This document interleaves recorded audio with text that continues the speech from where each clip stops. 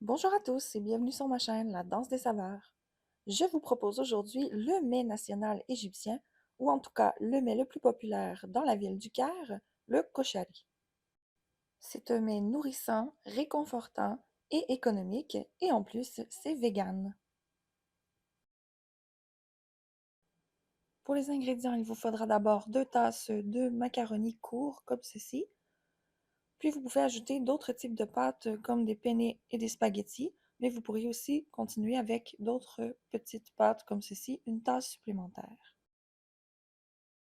Ensuite, il vous faudra une tasse de lentilles brunes, un demi-oignon entier, une gousse d'ail coupée en deux, une cuillère à thé de sel et une cuillère à thé de cumin.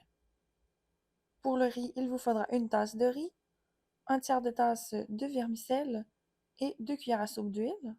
Pour la sauce, il vous faudra 800 ml de tomates broyées, une cuillère à thé de sucre, une cuillère à thé de cumin, une demi-cuillère à thé de poudre de piment, 2 gousses d'ail et 2 cuillères à soupe d'huile d'olive. Pour la garniture, 3 tasses d'oignons émincés, une demi-tasse de farine, puis une demi-tasse de pois chiches en conserve. La première étape sera de préparer nos lentilles. Vous pouvez le faire la veille pour gagner du temps. Alors vous allez placer tous les ingrédients des lentilles dans une casserole et couvrir d'eau bouillante. Puis vous allez placer sur le feu et cuire de 30 à 45 minutes, jusqu'à ce que vos lentilles soient évidemment bien cuites. Pendant qu'elles cuisent, vous pouvez préparer vos oignons. Ça aussi, vous pouvez le faire la veille si vous voulez. Donc vous allez verser la farine sur les oignons dans un grand bol et vous allez venir séparer les oignons un à un et les enduire de farine. Lorsque c'est fait, vous allez pouvoir les faire frire. Donc dans un grand poêlon, vous allez ajouter environ 1 cm d'huile, puis vous allez venir placer tous vos oignons. Au début, ça peut paraître beaucoup, mais vous allez voir, les oignons réduisent beaucoup dans l'huile. Il faut être patient pour cette opération qui prend 10 à 15 minutes. Donc, à chaque minute, vous allez venir retourner vos oignons.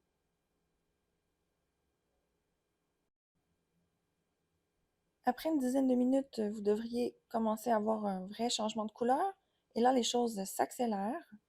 Il va donc falloir brasser constamment pour qu'ils cuisent de manière égale. Faites attention de ne pas les faire brûler. Donc, dès que ça atteint cette couleur, vous allez les retirer sur du papier absorbant. Assurez-vous de procéder rapidement pour éviter que ceux qui restent dans l'huile ne brûlent. Si vous les faites la veille, vous pouvez les laisser carrément à l'air libre, ils restent bien croustillants. Dans un poêlon, vous allez ajouter votre huile d'olive maintenant. On va aller faire le riz, donc vous pouvez ajouter vos vermicelles, puis on va mélanger constamment jusqu'à ce que nos vermicelles deviennent dorées. Lorsqu'ils sont de cette couleur, vous allez pouvoir venir ajouter votre riz. Vous devez bien mélanger, puis faire revenir environ 2 minutes pour que le riz absorbe bien l'huile. Vous allez ensuite saler votre mélange, puis vous allez pouvoir placer dans un cuiseur à riz avec 2 tasses et demie d'eau. Pour le riz, c'est la même chose, vous pourriez le faire la veille et simplement le faire réchauffer quand vous êtes prêt à servir. Passons maintenant à la sauce que vous devez faire le jour même. J'ajoute donc l'huile d'olive ainsi que l'ail que je vais faire revenir environ 30 secondes. Vous allez ensuite ajouter vos tomates broyées. Et puisque les tomates broyées sont assez épaisses, il va falloir venir ajouter un petit peu d'eau.